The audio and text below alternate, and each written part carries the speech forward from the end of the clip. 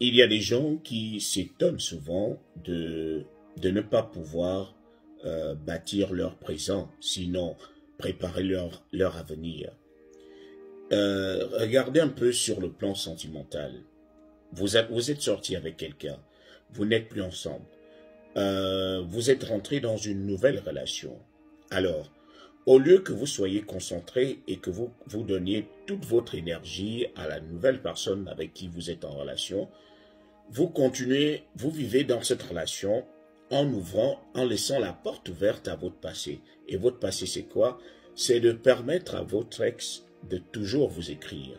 C'est de permettre à votre ex de toujours converser avec vous. Vous également, vous lui envoyez des messages pour savoir s'il va bien. Lui également, il vous envoie des messages pour savoir si vous allez bien. Il y a des gens qui ne savent pas l'impact que cela peut avoir dans la nouvelle relation. Beaucoup de gens se disent tout simplement, on est amis, on est resté amis, nous ne sommes pas des ennemis. On est resté amis. Mais ces gens ne comprennent pas qu'il s'agit, ici on parle en termes d'ondes. Sur le plan spirituel, cette personne est encore présente dans votre vie. Et c'est ce qui fait en sorte que la nouvelle personne qui est venue s'installer, la nouvelle personne qui veut faire du sérieux avec vous, n'arrive pas à s'installer parce qu'elle sent la présence d'une autre personne. N'avez-vous pas déjà remarqué que lorsque vous vivez dans une nouvelle relation et que votre ex vous embête toujours, vous écrit toujours, la personne avec qui vous sortez, même si elle n'a pas de preuves, mais elle continue de vous dire « j'ai l'impression que tu n'es pas sérieuse ». Tu ne peux pas être sérieuse. Ou toi, tu ne peux pas être sérieux, tout simplement parce qu'on ne peut être sérieux que lorsqu'on se concentre sur un seul objectif. Mais lorsque nous laissons la porte ouverte à notre ex, nous nous écrivons de temps en temps, lorsque le titulaire n'est pas là, on s'écrit.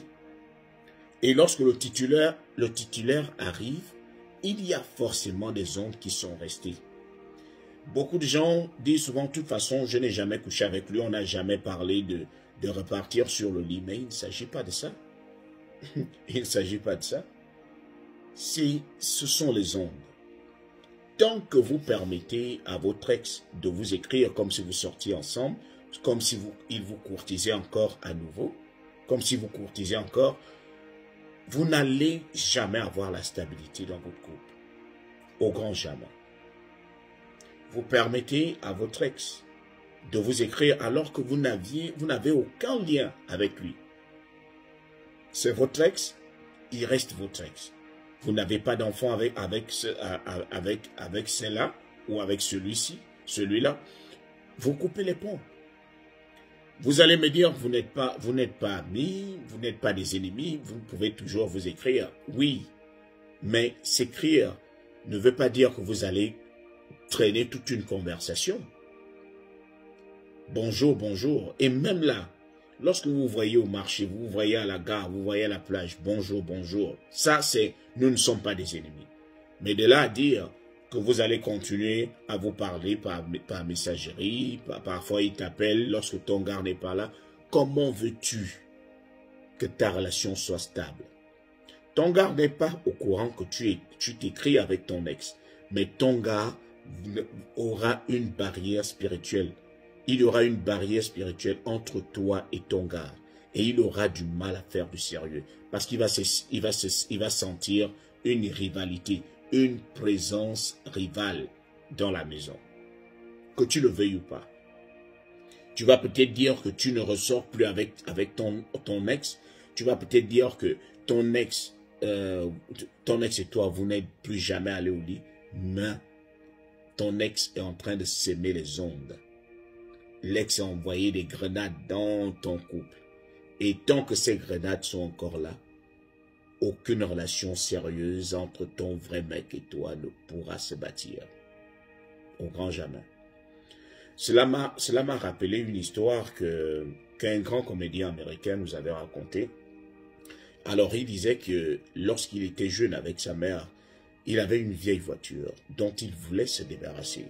Alors, à chaque semaine, il allait voir sa mère. Chaque semaine, il allait voir sa mère pour lui dire « Maman, je vais acheter une nouvelle voiture. » Et sa mère lui dit « Oui, chérie, je sais. Mais il faut d'abord te débarrasser de ton ancienne voiture qui est au garage. Il dit non, mais l'ancienne voiture n'a aucun problème.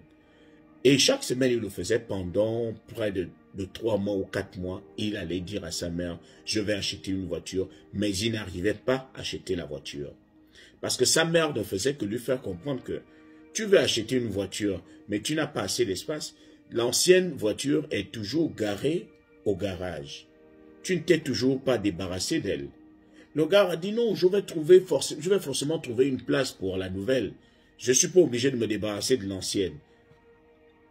Jusqu'au jour où le gars s'est dit, bon, je vais un peu aller nettoyer le garage. Il a nettoyé le garage. Il a appelé des remorqueurs. Ils sont venus prendre la voiture. Ils sont partis avec la voiture. Le gars a nettoyé la place. Et une semaine après, il a eu la possibilité, il a eu une entrée d'argent et il a pensé à acheter une voiture. Alors lorsqu'il est reparti chez sa mère, il lui a dit, mais maman, je t'avais dit que je devais acheter une voiture.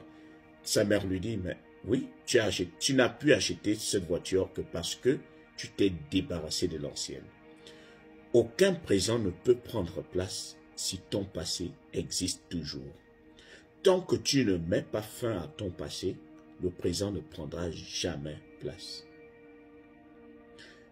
Tant que tu ne te débarrasses pas, tant que tu n'oublies pas des mauvaises décisions que tu as prises dans le passé, les mauvaises choses que tu as eu à faire, tu es déjà une nouvelle personne. Il faudrait que tu acceptes que tu as déjà une nouvelle identité.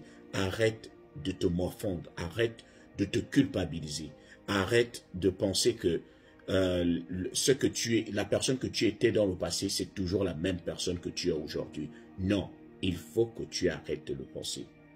Les gens t'ont jugé dans le passé par rapport à ton ancienne identité. Aujourd'hui, tu es une nouvelle personne et il faudrait que tu te comportes comme tel. Ton présent ne peut prendre place que si ton passé disparaît. Arrêtez d'être en contact avec vos ex qui viennent semer les ondes négatives dans votre foyer.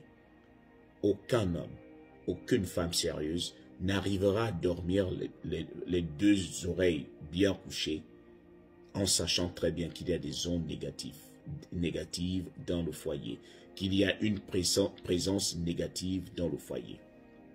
Il sera toujours difficile pour une personne de bâtir une maison là où il sait qu'on peut le déloger du jour au lendemain.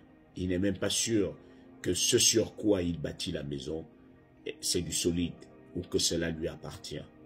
Ça peut appartenir à quelqu'un d'autre, donc il va forcément hésiter.